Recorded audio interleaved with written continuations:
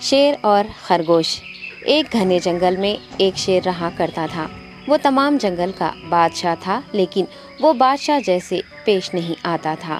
ہر دن بے رحمی سے جنگل کے جانوروں کو کھا جایا کرتا تھا۔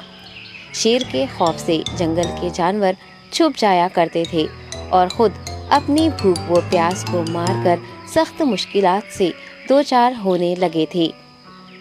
اس طرح کچھ دن بعد جنگل کے تمام جانور ایک مقام پر جمع ہوئے اور شیر کے شر سے محفوظ رہنے کے لیے سب مل کر رائے مشورہ کرنے لگے۔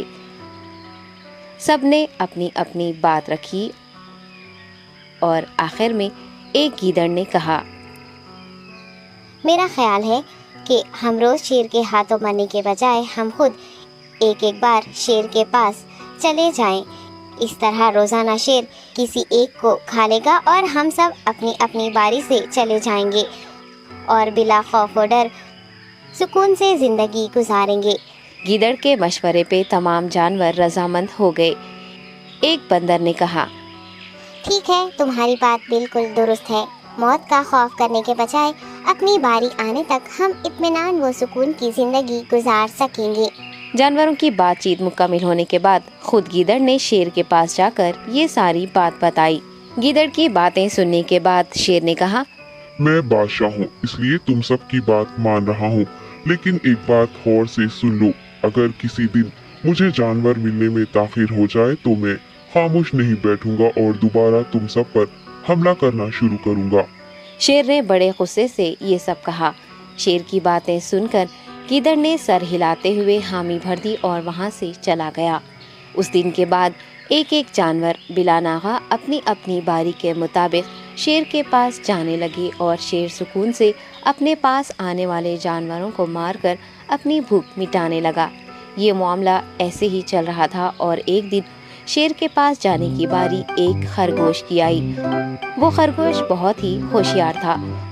اسے شیر کے پاس جانا منظور نہیں تھا اور اس نے اپنے ساتھی جانوروں کو بے رحمی سے مارنے والے شیر کو سبق سکھانے کی ٹھان لی اور ایک اچھی تدبیر نکال کر آہستہ آہستہ شیر کی گفا کے پاس پہنچ گیا۔ تاخیر ہو جانے سے شیر کافی غصے میں تھا اور خرگوش کو دیکھ کر غصے سے کہنے لگا، میں نے تم سب کو پہلے ہی کہہ دیا تھا، دیر ہو جائے تو میں خاموش نہیں بیٹھوں گا۔ تم نے وعدہ خلافی کی ہے، اس لیے میں جنگل جا کر من چاہے جانور کا شکار کر کھا جاؤں گا۔ تب خرگوش نے شیر سے کہا، معاف کر دیجیے بادشاہ سلامت، غلطی ہو گئی اور اس کا ایک واجب سبب ہے۔ اطمینان رکھیے، میں بیان کرتا ہوں، آپ سنیے اور اس کے بعد آپ آرام سے مجھے مار کر کھا لیں۔ شیر نے پھر غصے سے کہا، وہ کیا بات ہے، جلدی بتاؤ۔ خرگوش نے کہا، بادشاہ سلامت، میں آپ کے پاس آ رہا تھا اور راستے میں مجھے ایک شیر مل گیا اور مجھے مارنے کے لیے آگے بڑھنے لگا۔ میں نے آپ کی بہادری کی بات اس شیر کے سامنے رکھی، لیکن وہ شیر آپ کے بارے میں بہت برا بھلا کہنے لگا۔ یہ سن کر میں نے غصے سے کہا، تم ہمارے جنگل کے نہیں ہو، ہمارے بادشاہ کے بارے میں ایسی باتیں مت کہو۔ یہ سن کر وہ شیر مجھ پر حملہ کرنے کے لیے تیار ہو گیا۔ یہ دیکھ کر میں نے کہا، تم مجھے مارو گے تو ہمارے بادشاہ تمہیں ہرگز نہیں بخشیں گے۔ تب اس شیر نے کہا، تمہارا بادشاہ میرا کیا کر لے گا؟ میں نے کئی ہاتھیوں کو اپنے پنجے سے مار گرایا ہے۔ تمہارا بادشاہ ہو یا کوئی اور ہو، میرے ہاتھوں بچ نہیں سکتا اور میرے سامنے کوئی ٹک نہیں سکتا۔ میں اسے ختم کروں گا۔ یہ سب بدتمیزی کرنے لگا۔ میں نے اس شیر سے کہا، تم ہمارے بادشاہ سے آ کر بات کرو۔ تب اس نے فخر سے کہا، میں کیوں آؤں؟ تمہارے بادشاہ میں دم ہے تو اسے ہی یہاں لے کر آؤ۔ یہ کہہ کر مجھے دبانے لگا۔ بادشاہ سلامت، اسی لیے آنے میں تاخیر ہو گئی۔ یہ سنتے ہی شیر غصے سے کہنے لگا، چلو ابھی چلتے ہیں، اسے ختم کر دوں گا۔ یہ سننے کے بعد خرگوش نے شیر کو جنگل کے درمیان موجود ایک کنویں کے پاس لے گیا۔